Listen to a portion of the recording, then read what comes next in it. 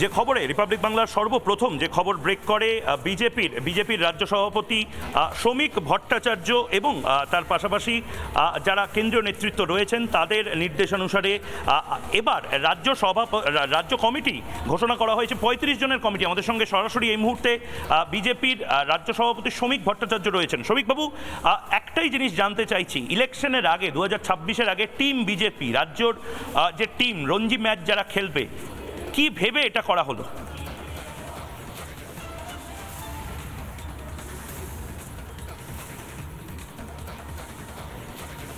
দেখুন, আমাদের দলের সভাপতি কিংবা পদাধিকারীদের যে সূচি তৈরি হয় সেটা একটা বহমানতা মাত্র।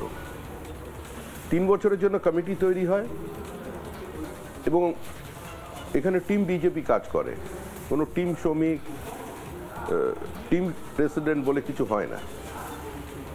বহু বিজেপির অত্যন্ত একনিষ্ঠ প্রতিভাবান কর্মী আছেন যাদের হয়তো কমিটিতে রাখা যায়নি, কিন্তু সবাই বিজেপি।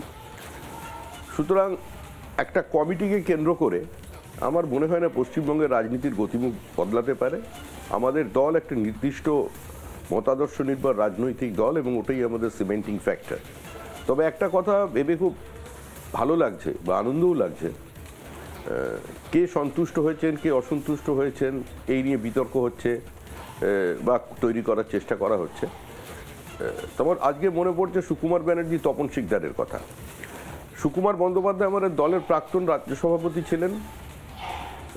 তিনি শিবপুর ট্রাম ডিপো থেকে 1 টাকা ভাড়া দিয়ে একটা মিনি বাসে চেপে এসে ব্রাবন রোডের মুখে নামতেন, ওখান থেকে হেঁটে দলীয় কার্যালয়ে আসতেন। তপন শিকদার 5 টাকায় শেয়ার ট্যাক্সি চেপে তিনি বাড়ি থেকে কিছুটা হেঁটে এসে ওই শ্যামপার্কের কোণা থেকে উঠে এসে পার্টি অফিসের রাস্তার সামনে নামতেন, স্কুটার নিয়ে পার্টি করতেন।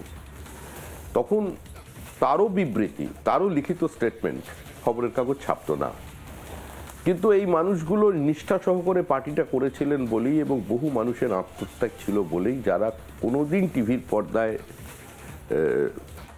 দৃশ্যমানতায় ছিলেন না, কোনোদিন বিমান যাত্রা পর্যন্ত করেননি, কিন্তু এই দলটার সঙ্গে ছিলেন যে আমরা পশ্চিমবঙ্গের রাজনীতির গতিমুখটা পরিবর্তন করে এসেছি এবং আমরা থাকতে এসেছি, চলে যেতে আসিনি। তাদের কারণে এই যে আলোচনাটা হচ্ছে, বিজেপির কমিটি হয়েছে সেটা নিয়ে আলোচনা, সেটা আমি একটু উপভোগ করছি। শুনতে আমার আরেকটা প্রশ্ন, আপনি যেহেতু বেরিয়ে যাবেন হাবড়ার জন্য, অনেকগুলো মুখ যেগুলো নিয়ে আলোচনা হচ্ছে, রাজু ব্যানার্জি অনেক দিন পরে এই মুহূর্তে মিডিয়া হেডলাইন্সে এলেন।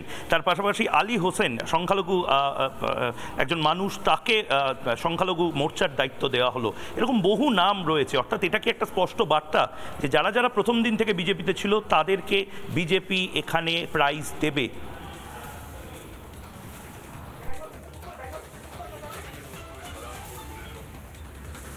যখন প্রথম দিন থেকে বিজেপি আর পরশু দিনের বিজেপি বলে কোনো বিষয় নেই, নতুন পুরনোর কোথাও কোনো দ্বন্দ্ব নেই। যার হাতে বিজেপির পতাকা সেই বিজেপি, এবং যে অতি সক্রিয় হচ্ছে বিজেপির পদাধিকারী, এবং যার গ্রহণযোগ্যতা আছে, যার বিশ্বাসযোগ্যতা আছে, মানুষের কাছে বিজেপি বলে যার পরিচিতি আছে, সেই কিন্তু বিজেপি।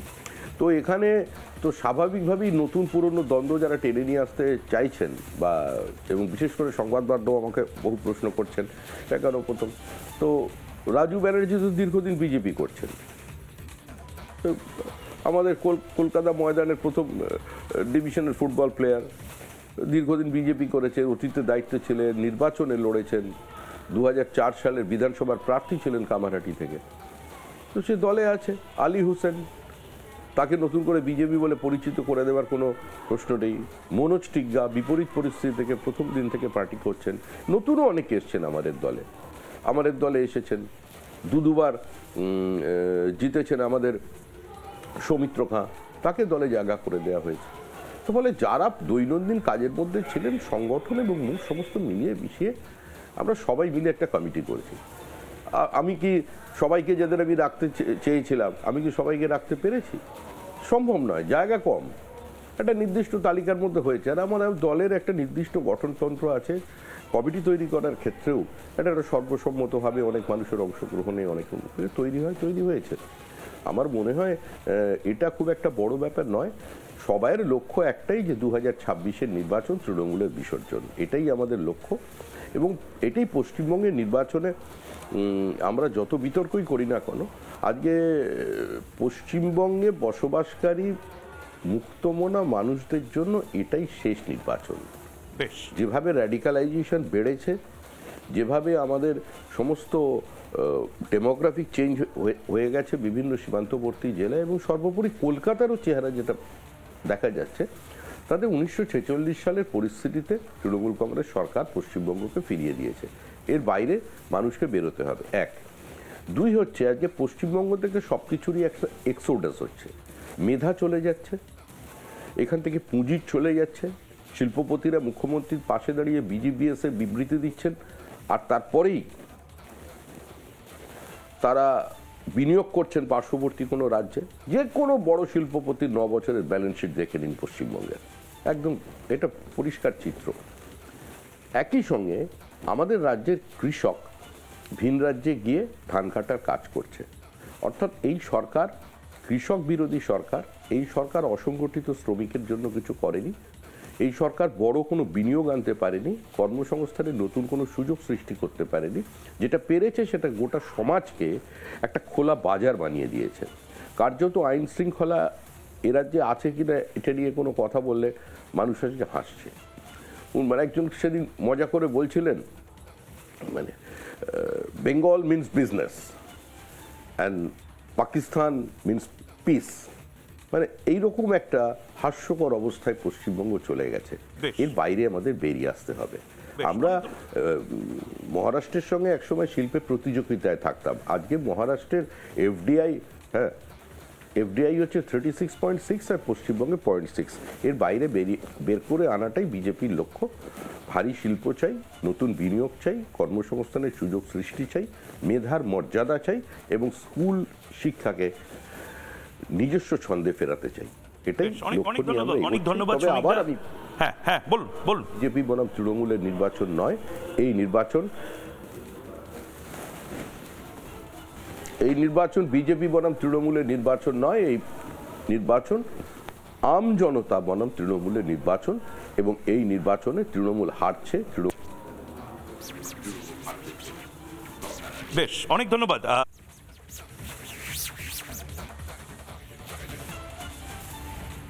এই মুহূর্তে রয়েছে বনগাঁতে, যেখানে বিরোধী দলনেতা শুভেন্দু অধিকারী উপস্থিত হয়েছেন। সন্তু, নানা ধরনের কন্টেন্ট দেখার জন্য লাইক করুন, শেয়ার করুন আমাদের ফেসবুক পেজ, সাবস্ক্রাইব করুন আমাদের ইউটিউব চ্যানেল। পাশাপাশি অন্যান্য ব্রেকিং নিউজের জন্য অবশ্যই চোখ রাখুন রিপাবলিক বাংলায়।